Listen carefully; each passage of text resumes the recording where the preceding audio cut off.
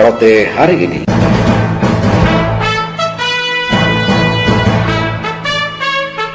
Selamat pagi pendengar, Anda mengikuti rangkaian informasi yang terangkum dalam Rote hari ini, edisi Jumat 10 Juli 2020. Dari Rote dan seputaran Nusa Tenggara Timur, ada beberapa informasi yang menjadi rangkuman Rote hari ini di antaranya.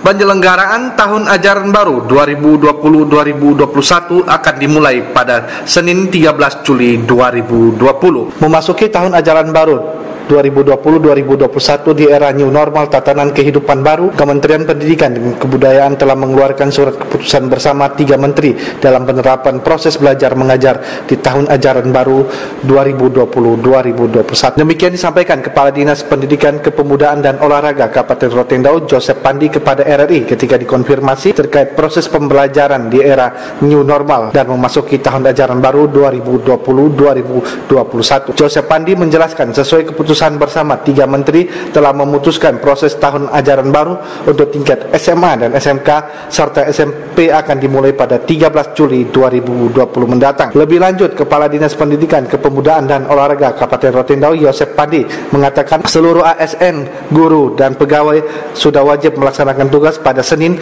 13 Juli 2020 untuk semua tingkatan dari SD sampai SMA, sedangkan untuk proses belajar mengajar tahun ajaran baru untuk tingkat SD akan dilaksanakan pada September mendatang dengan persyaratan memenuhi standar protokol kesehatan di sekolah-sekolah dan adanya persetujuan dari kepala daerah, bupati atau wali kota setempat. Jadi berdasarkan keputusan bersama 3 menteri itu, untuk daerah-daerah hijau, SMA, SMK-nya tanggal 13 itu sudah boleh, tapi persyaratannya adalah harus ada persetujuan dari kepala daerah, maksudnya bupati, wali kota, itu berarti harus belajar. Namun itu sudah, syaratnya adalah harus ada persetujuan dari kepala daerah, dari bupati, dengan memperhatikan protokol kesehatan. Tapi itu sudah. Tetap kalau di sini di SMP, di SD saya sudah rapat dan penegasannya adalah bahwa perlengkapan diri untuk menghadapi tahun ajaran baru itu harus jelas. Siswa pakai masker, cuci tangan, harus tes suhu siswa sebelum kegiatan belajar mengajar, dan di sekolah itu harus. Tapi SD kan bulan September dulu,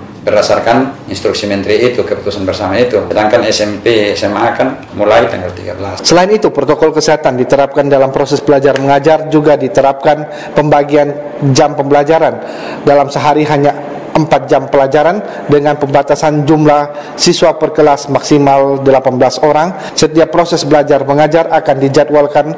Proses belajar mengajar dibagi menjadi beberapa sesi pembelajaran dalam 1 hari. Dari Beranda Selatan NKRI, RRI Rote, Rudi Hartono melaporkan. Peran Telkom di masa pandemi COVID-19 telah membawa perubahan besar di bidang internet. Namun hal penting yang harus diperhatikan adalah kualitas pelayanan. Selengkapnya dilaporkan oleh Ana Lopo. Kehadiran Telkom di bidang internet di masa COVID-19 menjadi momentum yang sangat strategis dalam mengembangkan kapasitas dan jaringan pelayanan internet. Ketua Komisi 5 DPRD Provinsi Nusa Tenggara Timur, Yunus Takandewa, yang ditemui RRI mengatakan kehadiran PT Telkom di masa pandemi COVID-19 hendaknya mengintrospeksi diri dalam mengembangkan kapasitas dan jaringan sehingga tidak menyulitkan publik di tengah pandemi COVID-19. Publik sangat menaruh harapan, bahkan aktivitas publik juga sebagian besar lewat jaringan internet dan pelayanan mereka gitu. Jadi saya rasa ini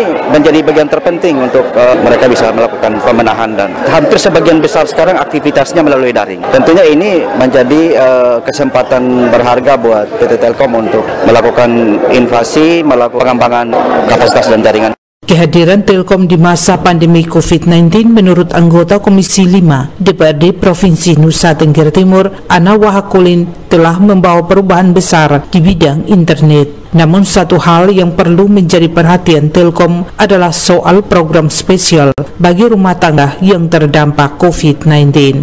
ada program yang lebih soft lagi kepada rumah tangga yang kena dampak COVID, misalnya kehilangan pekerjaan, kebutuhan anak sekolah, dan di satu sisi mereka kena dampak COVID. Nah, ini mohon ada keringanan dari Telkom untuk melihat sisi kemanusiaan. Artinya bahwa harus ada program Telkom peduli terhadap para rumah tangga pemegang kartu Indonesia Sehat, kartu Indonesia Pintar, yang otomatis mereka itu adalah para rumah tangga miskin. Kehadiran Telkom di masa pandemi COVID-19 hendaknya mengedepankan pelayanan kemanusiaan sebagai upaya ikut memutus mata rantai penyebaran COVID-19, khususnya di bidang pelayanan internet bagi para pelajar yang tergolong keluarga miskin.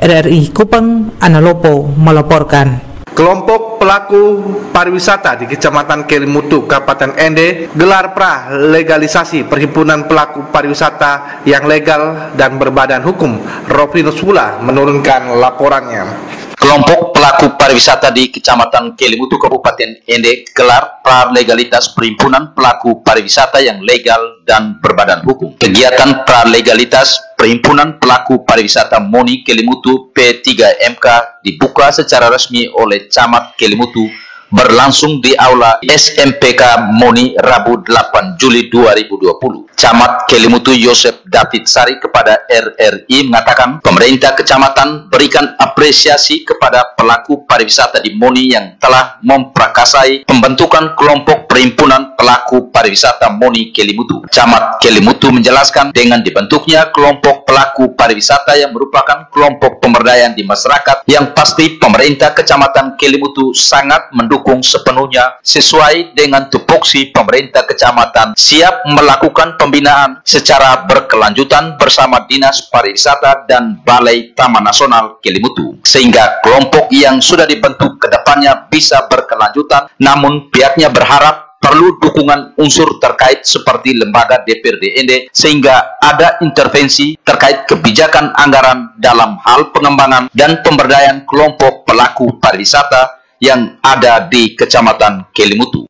Kemudian untuk Dinas Pariwisata yang pasti sejalan dengan pemerintah kecamatan perlu melakukan pembinaan secara berkelanjutan sehingga apa yang sudah dibangun tidak mati atau berhenti seperti kelompok-kelompok yang sudah ada sebelumnya. Untuk kelompok pariwisata yang pasti teman-teman sudah memiliki komitmen untuk membentuk mulai proses awal sampai dengan hari ini, yang pasti bahwa teman-teman memiliki suatu tujuan yang positif ke depannya. Diharapkan para anggota dan kelompok semua pengurusnya memiliki motivasi yang lebih untuk melakukan pemberdayaan kelompok ini yang sudah dibentuk. Secara terpisah, Ketua Perhimpunan Pelaku Pariwisata MONI, Handrianus Bata mengatakan kegiatan yang dilaksanakan lebih fokus pada pembentukan Perhimpunan Pelaku Pariwisata MONI yang legal dan berbadan hukum. Dijelaskan melalui kegiatan pralegalitas Perhimpunan Pelaku Pariwisata merupakan bentuk usaha dari pelaku wisata MONI dengan melibatkan berbagai pihak sehingga kedepannya bisa berkolaborasi, komunikasi dan kerjasama yang baik dalam pengembangan kepariwisataan. Bahwa jangan sampai segala hal yang ada, semua objek wisata yang ada di Kecamatan Kelimutu ini mungkin dengan program-program pembangunan apa,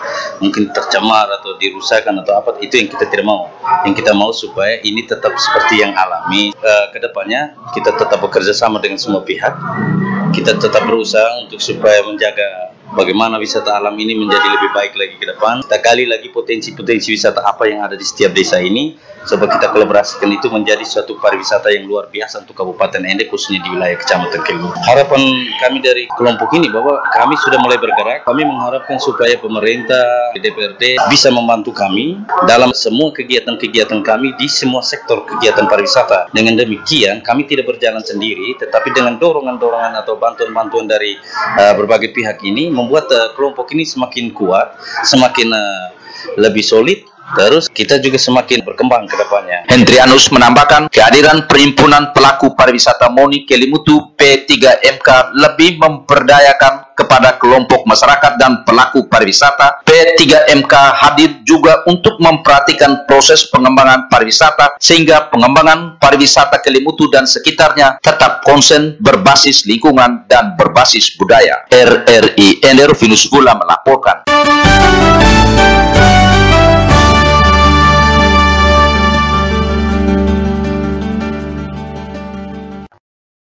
3 orang korban laka laut KM Kasih 25 di perairan Pukuapu berhasil diidentifikasi tim DVI Rumah Sakit Bayangkara Titus Uli Kupang. Bence Sakarias menurunkan laporannya. Tim DVI Rumah Sakit Bayangkara Titus Uli Kupang Rabu 8 Juli 2020 kembali berhasil mengidentifikasi salah satu korban meninggal dunia laka laut KM Kasih 25 di Selat Fukuafu atas nama Fone Poi berjenis kelamin perempuan berusia antara 40 sampai 45 tahun. Hal itu disampaikan Kepala Rumah Sakit Bayangkara Titus Uli Kupang Komisaris Polisi Heri Purwanto Rabu siang kepada wartawan di Rumah Sakit Bayangkara Kupang. Tegas Heri Purwanto, dengan ditemukannya satu korban laka laut KM Kasih 25 atas nama Fone Poi sehingga total korban meninggal dunia 3 di Rumah Sakit Bayangkara Titus Uli Kupang sudah berhasil diidentifikasi dan satu korban meninggal dunia berada di Kabupaten Rotendao. Dari tenggelamnya laka laut KM Lampara Kasih 25 tanggal yang terjadi pada tanggal 5 bulan 7 tahun 2020 yang terjadi di Selat Fukuafu antara Pulau Timur dengan Rote. Jumlah korban yang total yang kita ketahui ada 29. Kemudian yang belum ditemukan 6. Yang sudah ditemukan 23 dengan rincian meninggal dunia 3 dan telah teridentifikasi melalui operasi DVI di Rumah Sakit Bayangkara berjumlah 3, yang satu hari ini. Kemudian satu meninggal dunia lagi sekarang di Rote. Yang masih selamat atau hidup ada 6 di Kupang, daerah Kupang sekitarnya. Informasi dihimpun RRI berdasarkan data dari Rumah Sakit Bayangkara Titus Uli Kupang terkait laka laut KM Kasih 25 di perairan Fukuafu antara Pulau Timur dan Pulau Rote pada 5 Juli 2020 lalu. Sampai saat ini dari 29 orang korban penumpang, 23 orang berhasil diselamatkan dengan 4 orang korban meninggal dunia dan 6 orang masih dalam pencarian. Bupati ND Dr. Andes Haji Jafar Haji Ahmad MM mengaku bangga dengan terpilihnya Badan Usaha Milik Desa BUMDes Awula di Desa Detusoko Barat Kecamatan Detusoko menjadi BUMDes terbaik tingkat nasional tahun 2020. Terpilihnya BUMDes Awula menjadi BUMDes terbaik tingkat nasional membuat nama Kabupaten ND menjadi terkenal di tingkat nasional. Selengkapnya Heribertus Epuh menurunkan laporannya. Terpilihnya BUMDes Awula menjadi BUMDes terbaik tingkat nasional membuat nama Kabupaten ND menjadi terkenal di tingkat nasional. Hal itu disampaikan Bupati ND Dr. Andus Haji Jafar H. Ahmad MM di hadapan masyarakat Desa Detusoko Barat, Kecamatan Detusoko, yang menjelaskan dengan terpilihnya Badan Usaha Milik Desa atau BUMDes Awula milik pemerintah Desa Detusoko Barat, Kecamatan Detusoko, Kabupaten ND turut mengangkat nama Kabupaten ND di tingkat nasional karena dengan terpilihnya menjadi BUMDes terbaik, nama Kabupaten ND menjadi terkenal luas di seluruh wilayah Indonesia. Menurut Bupati Jafar Ahmad, apa yang dilakukan oleh BUMDes Awula sangat tepat, yakni melakukan transaksi secara online dalam memasarkan hasil hortikultura milik petani setempat pada momen yang pas di tengah pandemi corona yang melanda Indonesia dan dunia saat ini. Detusoko membesarkan bupati ini. Luar biasa pada desa ini. Padahal ada sistem online, saya jual online. Kenapa momennya tepat? Ketika orang COVID, ekonomi mati semua ekonomi, dia mempunyai ide untuk online. Hanya satu, kita punya pekerjaan, ambil momen yang tepat, jadi beban. Nah, maka harus terus berpikir inovatif. Masuk, hebat. Jadi Indoko Barat, terima kasih banyak. Kami semua, Super Kopinda semua, pada PR, Muslaki ya. Kami terima kasih banyak. Desa ini telah mengangkat nama ND. Bupati Jafar Ahmad mengharapkan agar badan usaha milik desa yang lain juga melakukan inovasi yang sama dalam mengembangkan dan meningkatkan BUMDesnya, baik dari sisi pelayanan maupun kemasan produk yang akan dipasarkan, serta dipasarkan secara daring sehingga bisa diterima pasar secara luas. Sementara itu, Kepala Desa Detusoko Barat Ferdinandus Watu mengatakan saat ini pihaknya sangat membutuhkan teknologi pasca panen karena wilayah Kecamatan Detusoko umumnya dan Detusoko Barat secara khusus memiliki potensi tanaman perkebunan maupun pertanian diantaranya kopi, namun pihaknya mengalami kesulitan melakukan roasting karena harus kending dan biayanya sangat mahal, yakni per kilo mencapai 15.000. Untuk roasting supaya bisa membuat suatu produk, misalnya ini gelang kopi, supaya aroma cita rasanya yang menarik. Lalu mesin grading, itu mesinnya untuk sortir karena kami di sini hampir semuanya adalah kopi robusta dan dia biji itu besar kecil. Jadi untuk bagaimana pensaring dan sekian itu agak susah supaya mendapatkan produk yang baik. Ferdinand Suwatu yang sering disapa Nando Watu tersebut berharap produk-produk yang dihasilkan oleh BUMDes Desa Aubulang bisa dipasarkan secara premium dan dikenal luas hingga di mancanegara sehingga bisa menarik banyak wisatawan berkunjung untuk menikmati produk yang dihasilkan oleh desa. RRI Ende Heriopo melaporkan. Pendapat akhir fraksi DPRD Nusa Tenggara Timur khususnya fraksi Demokrat Solidaritas Pembangunan atas laporan pertanggungjawaban pelaksanaan APBD NTT tahun 2019 mendapat tanggapan keras Gubernur Nusa Tenggara Timur. Berikut kita ikuti laporan Simon Sostenes. Pendapat akhir fraksi DPRD Nusa Tenggara Timur khususnya fraksi Demokrat Solidaritas Pembangunan atas laporan pertanggungjawaban pelaksanaan APBD Nusa Tenggara Timur tahun anggaran 2019 mendapat tanggapan keras Gubernur Nusa Tenggara Timur. Pendapat akhir fraksi Demokrat Solidaritas Pembangunan yang menyoroti soal realisasi belanja barang dan jasa serta belanja modal khususnya untuk pekerjaan-pekerjaan konstruksi yang selalu di bawah 90% dengan menyatakan sulit dibantah fakta bahwa keterlibatan pihak ketiga menyelesaikan pekerjaan juga disebabkan karena yang bersangkutan dimenangkan beberapa pekerjaan sekaligus. Mendapat tanggapan keras Gubernur Nusa Tenggara Timur Victor Bungtilu Loskodat. Dalam sambutannya pada rapat paripurna DPRD Nusa Tenggara Timur tersebut, Gubernur Victor Loskodat bahkan dengan tegas menyatakan bahwa kalau ada bawahannya yang bisa dibuktikan keterlibatan atau terlibat memenangkan pihak ketiga tertentu, maka akan diambil langkah tegas. Khusus untuk kalau di dalam pemerintahan saya ini ada yang korupsi dan penyuapan, tunjuk mukanya ke saya. Jangan baca di podium ini lalu tidak ada nama orang itu, kasih ke saya. Kalau tidak, saya mempertimbangkan dalam 1 minggu ini untuk saya ambil langkah-langkah yang tegas. Kalau ada dalam pemerintahan saya ini ada yang bermain-main, karena itu saya bertahan saudara sekda setelah ini siapkan langkah-langkah yang penting. Saya minta untuk, karena sudah dibuka di forum ini ada dugaan memenangkan proyek, maka itu punya korelasi negatif. Apalagi ada bukti, sudah dipastikan ada penyuapan seperti tadi disampaikan. Saya minta dalam 1 minggu ini tidak ada nama-nama orang, maka saya akan langkah-langkah hukum. Karena tidak boleh dalam semangat kebersamaan ini mengeluarkan tuduhan tanpa yang memajukan sebuah bukti-bukti hukum. Bagi seorang politisi, saya menyadari itu.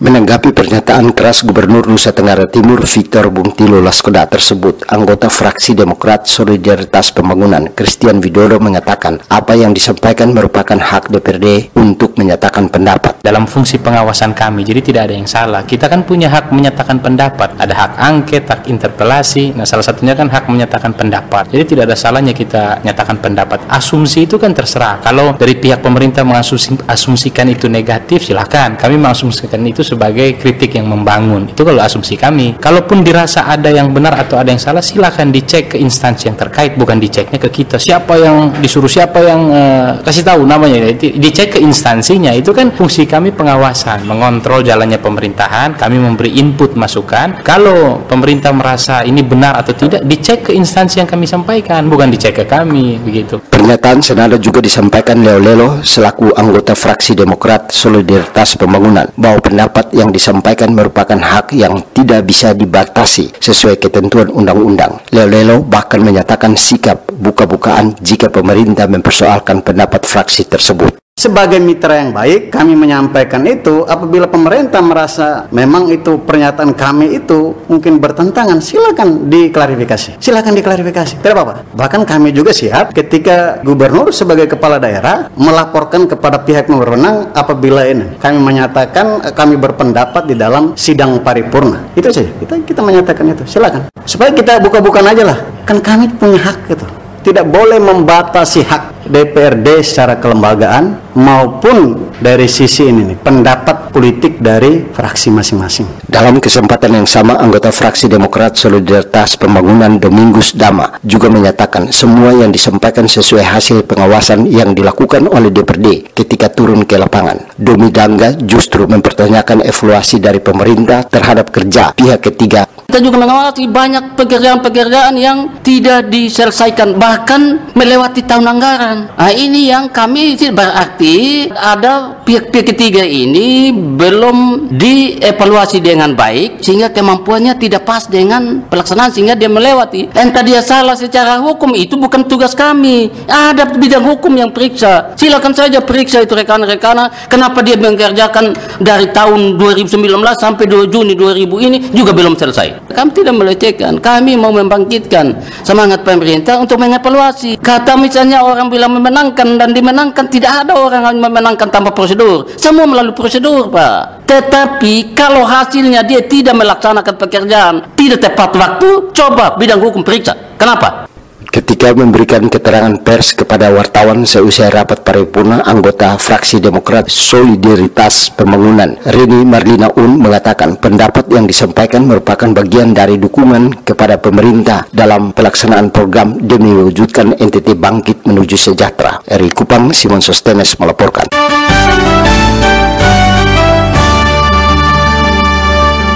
Pendengar, demikian rangkaian informasi yang disampaikan melalui Rote hari ini. Atas nama kerabat kerja yang bertugas, saya Rudi Hartono mengucapkan terima kasih dan selamat pagi.